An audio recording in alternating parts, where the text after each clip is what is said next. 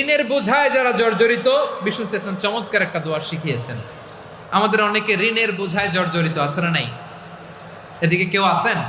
থাকলে হাত তোলার দরকার নেই, থাকলে এই দোয়াটা পড়বেন।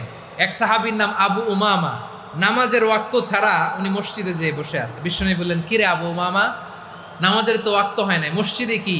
সাহাবী বলে, হুমুমুন লাজিমাতনি ওয়া দুয়ুন। নবী গো, ঋণের বোঝায় এমন টেনশনে আছি, ঘরে থাকতে পারলাম না, মসজিদে চলে আসছে। বিষ্ণু বলেন, আমি কি তোমার এমন একটা দোয়া শিখাবো যেটা পড়লে আল্লাহ তাআলা তোমার ঋণের বোঝা হালকা করে দিবেন? আবু উমামা বললেন, ইয়া রাসূলুল্লাহ, অবশ্যই শিখাবেন। বিষ্ণু বললেন, তাহলে তুমি পড়বা, আল্লাহুম্মা ইন্নী আউযু বিকা মিনাল হাম্মি ওয়াল হাযান ওয়া আউযু বিকা মিনাল জুবনি ওয়াল বুখল ওয়া আউযু বিকা মিন গালাবাতিদ দাইনি ওয়া কাহরির রিজাল। ও আল্লাহ, তোমার কাছ থেকে দুশ্চিন্তা থেকে পানাহ চাই, কৃপণতা, ভীরুতা, অলসতা, কার্পণ্যতা, এই সব কিছু থেকে, মানুষের কঠোরতা, আমার উপর মানুষের আধিপত্য এবং ঋণের বোঝা থেকে পানাহ চাই।